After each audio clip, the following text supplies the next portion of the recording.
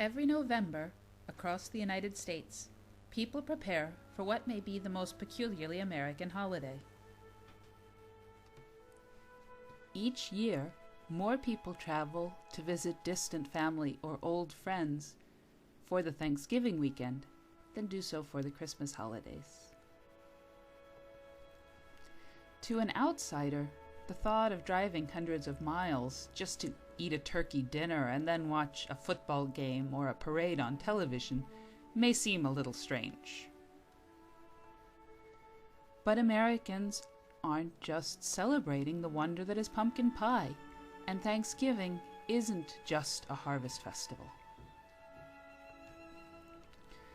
Many of us can trace our family back to a ship that landed at Ellis Island or in San Francisco not more than a few generations ago. And yet we are all in spirit the descendants of the first English settlers of this new world. In their story, we see ourselves, who we are and who we want to be. This is our founding myth, a myth which we honor amid the turkey and the cranberry sauce. The story of Thanksgiving begins in the time of Britain's King James. James became king at the end of an unstable and unsteady time in British history. He wanted to unite his people in loyalty to their king.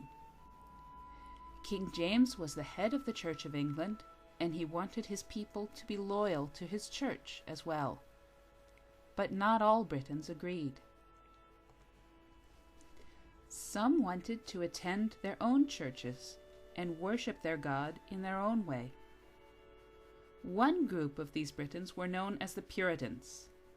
Puritans were called that because they wanted a pure church, one without priests and bishops, without icons and decorations. They didn't see James as the head of their church, but as a symbol of what they thought was wrong with the Church of England. James wanted to force them to worship in the Church of England.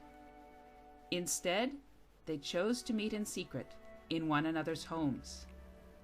But by doing so, they risked arrest and imprisonment. Far away in America, meanwhile, in the British colony of Virginia, a little group of Englishmen in a place called Jamestown, named after the king, of course, had built a settlement. Life there was hard, but the little town was surviving, even growing. The Puritans saw a solution to their problem. Perhaps far away in America, far from King James, in Virginia, they could build a place of their own and worship and live as they pleased. In the year 1620, they chartered a ship called the Mayflower. The ship would carry about 130 people, including Puritan families, paying passengers, and her crew. The Puritans called the others on board the ship strangers. The Mayflower set out from Plymouth, England in September of that year, and she sailed right into the heart of the North Atlantic's autumn storms. The crossing nearly destroyed the little wooden ship, but after 66 days, she finally landed. But she wasn't in Virginia. The Mayflower and her passengers and crew were in what we now call Massachusetts, at the tip of Cape Cod. The Puritans and strangers were now truly alone. They had no one but themselves to rely on to see them through the first winter, or to protect them from any attack by the local Indians. Still, with winter coming on, they did not dare sail down the coast. They decided to stay where they were. Some of the men set out to explore the area. They knew that in Jamestown, the Englishmen had faced hostile Indians, who of course were not happy to have Europeans moving into their land. But the people of the Mayflower saw no Indians at all. Instead, they found the remains of a village and the fields that had been cleared for farming. But no one had lived there for some time. They decided to build their village there, but first they would have to figure out how to survive.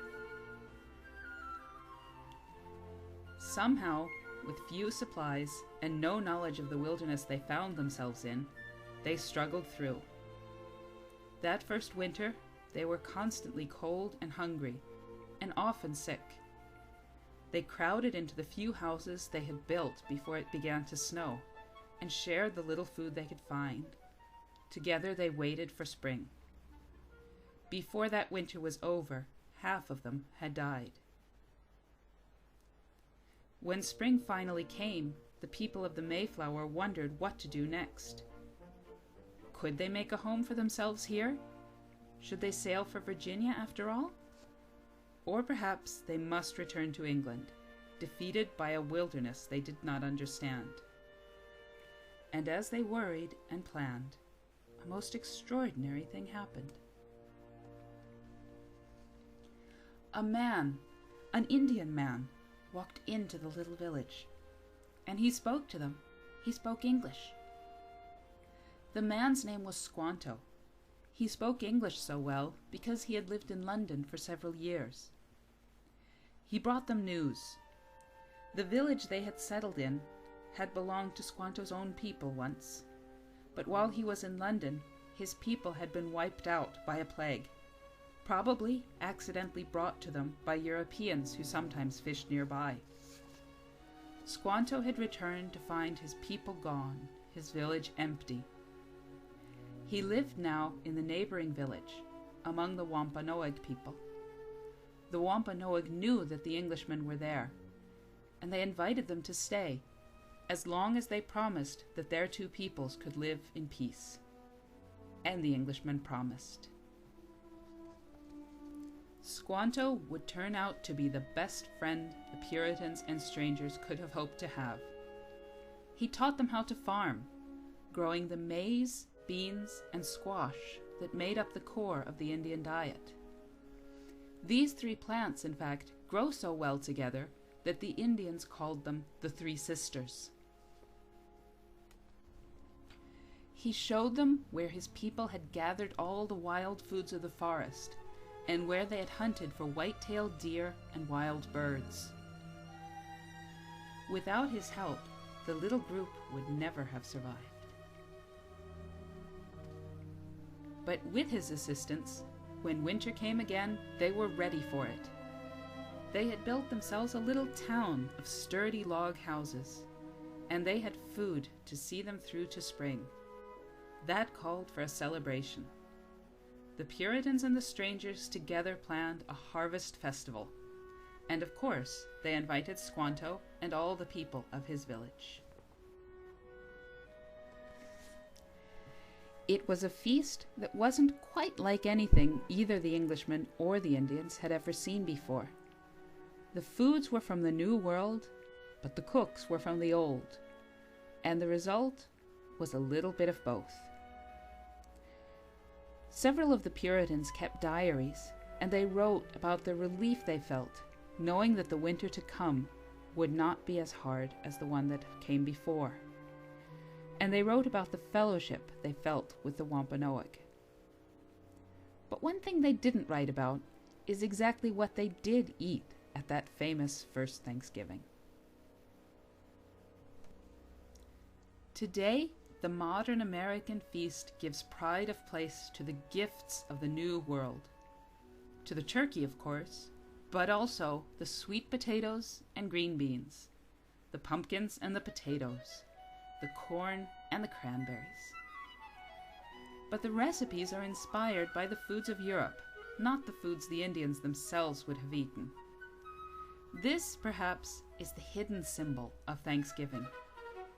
The Old World and the New World together have made something new, something unique, and something neither could have created alone.